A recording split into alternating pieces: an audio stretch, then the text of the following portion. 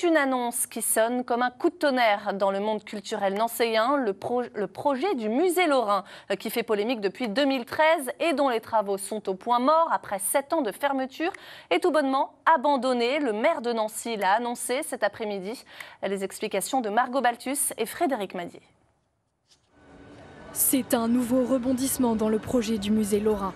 Fermé au public depuis 7 ans, les travaux du musée vont être stoppés. La faute, d'après la mairie, à une explosion de l'enveloppe budgétaire nécessaire. Nous avons tout fait pour mener à bien ce projet, mais il n'aura échappé à personne que l'inflation, la hausse des coûts de construction nous a en quelque sorte rattrapés. Des recours en justice ont été aussi déposés et l'ensemble de ces éléments pèsent aujourd'hui très lourd dans l'addition en quelque sorte. Le budget, plusieurs fois recalculé, était estimé à 54 millions d'euros. Les travaux devaient permettre d'agrandir le musée et de créer un espace souterrain. Une association avait porté plainte contre ce projet de rénovation. Motif, la destruction de bâtiments classés. En février dernier, la justice leur avait déjà donné raison sur la forme. C'est consternant. C'est consternant. On a quand même perdu 5 ans, de l'argent dépensé pour rien, et tout ça pour repartir à zéro.